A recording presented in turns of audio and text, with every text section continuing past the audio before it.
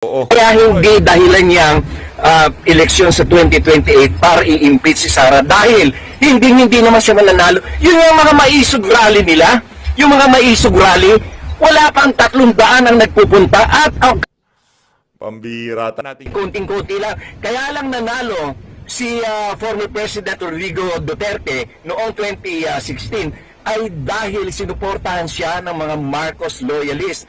Dahil no choice. Alang-alang mong iboto si Marrojas o kaya si Binay na parehong dilaw.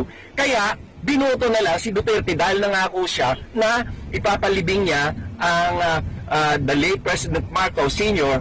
doon sa libingan ng mga bayani. Kaya ikaw talaga. Relax ka lang.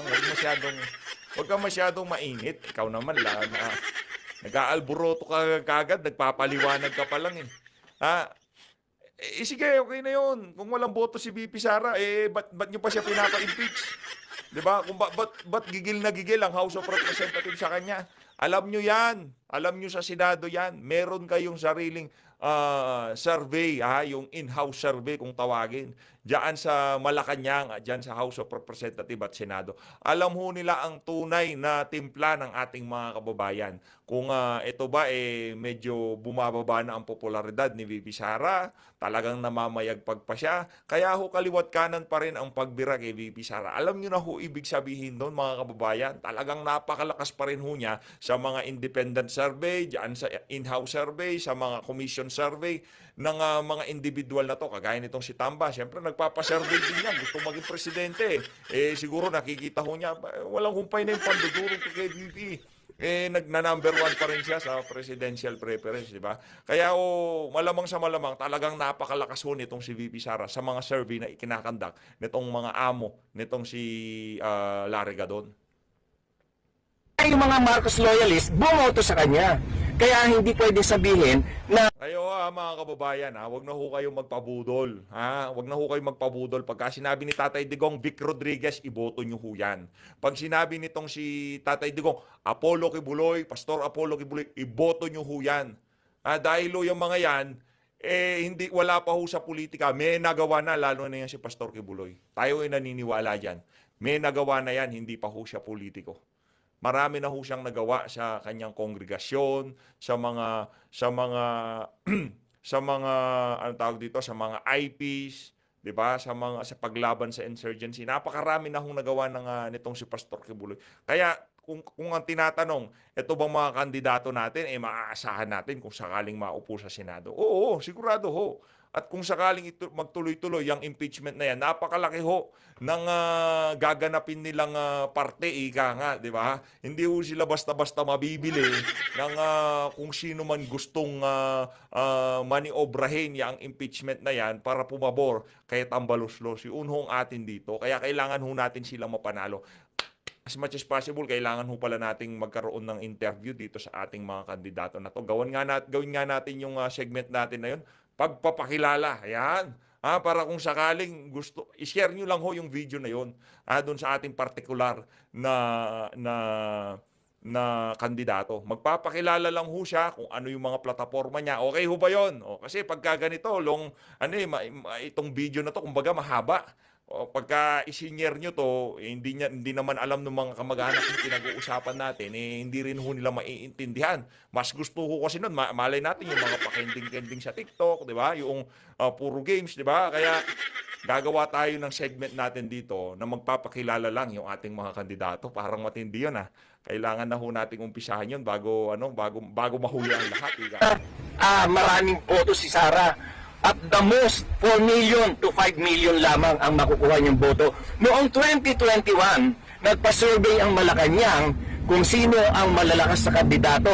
At ito ay pinasurvey nila, internal survey sa mga congressman. At ang lumabas doon, number 1 si BBM, number 2 si Lenny, number 3 si Isko, number 4 lang si Sara.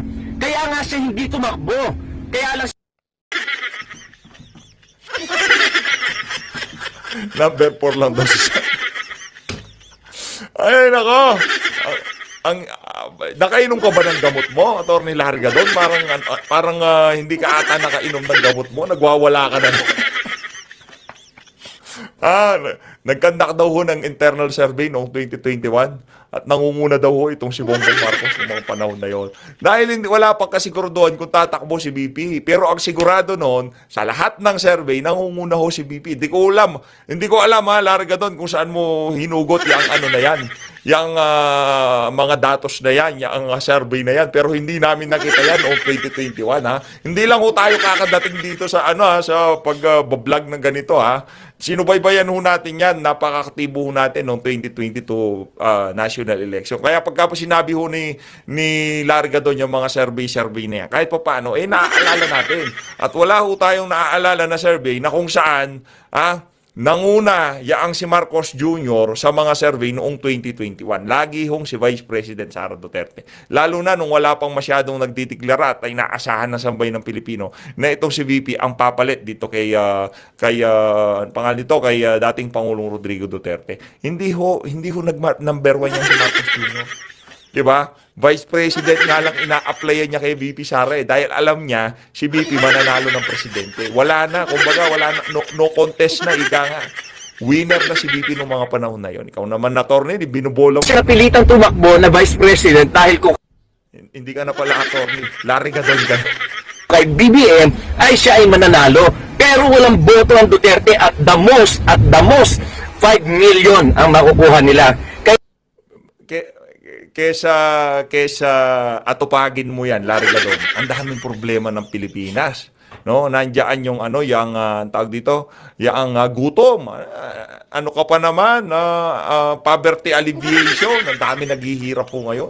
No, yun na lang ho atupagin nyo. Wag na ho kayo makisali dito sa mga ganito klaseng usapan. Busy ho kayo, di ba? Ang hirap ng trabaho ibinigay sa inyo. Kahirapan. Anong maipapayo mo sa Pangulo? 5 million lang ang boto ni Sara. yan lang talaga ginagawa mo sa pwesto mo na yan. Ayusin nyo. Larry ka doon. Dahil pag nagkataon, sigurado naman, alam naman namin na gusto mong maging senador. O paano pagka hindi ka na naman napasama sa lineup sa 2028 national election? Kasi kaya yung pag-iingay mo na yan talaga naman ngayong mga panahon na to, alam namin na naglalaway ka pa rin sa pagiging senador. Kaso parang malabo ho atang mangyari yan. Mga kababayan natin, tingnan natin, takbo ka na senador, tingnan natin kung pang ilan ka sa survey. Ipataas mo ang kamay mo kay Marcos Jr. at yayain natin lahat ng Ilocano o lahat ng loyalista na iboto ka. Hindi Ilocano pasensya na mali yun, mali yung Ilocano. Mga loyalista kasi maraming Ilocano ngayon, sinusuka na yan si Marcos Jr. Tanungin natin yung loyalista kung gaano sila karami, okay? Next election, takbo ka. Tingnan natin kung ilan yung makuha mong boto. Kasi kung sinasabi mo yung mga loyalista madami, dapat panalo ka na rin noong 2022 national election. Kaso talo ka. Ibig sabihin, konti din yung mga loyalista. Gamitin natin yung panukat na ginamit mo kay Atty. Panelo. Pambihira talaga itong mama na to. Oo. Kaya hindi dahilan niyang eleksyon sa 2028 para i-impeach si Sara dahil hindi naman siya mananalo. Yun yung mga maisog rally nila. Yung mga maisog rally, wala pang 300 ang nagpupunta at pambira talaga tong mama na to, oo. Napapraning nga kayo sa Malacanang pagka nagmamaisog rally. Walang humpay nga ang pagharang nyo Di ba yung mga sasakyan, inahambalang nyo sa venue ng maisog di ba? Talagang pinipigilan nyo yung karapatan namin nung mga panahon na yun na makapaglabas ng aming saloobin. Tapos sinasabi mo, bakit nyo pinigilan? Bakit takot na takot kayo ng mga panahon na yun? Ito talagang sila rin doon. Oo. Karamihan pa doon ay mga paid vloggers at yung mga tauhan nila. Kaya kung makapag-paid vloggers ka naman, wow, wag mo naman yung ganyan. Makapag-paid vlogger, sigurado ka. Kumusta naman yung mga Talyanista at saka Ensaymada vloggers. Diba? Buti pa naman kami dito. Naknatoko dami ng mga views namin. Ilan yung views ng mga Ensaymada at Talyanista vloggers? Yun talaga, kailangan yun ng mga pondo. Hindi natin kailangan yun. Pero huwag mo naman sabihin na bayakan yung mga vlogger ni dating Pangulong Rodrigo Duterte. Baka marinig ka ng mga OFW, purutin ka lang ng mga yan, baka maubos ka. Hindi mo masasabi na meron silang mga tao na, mga butante na milyon-milyon para sapat na makapagboto o makapagluklok ng isang presidente. Napakalayo.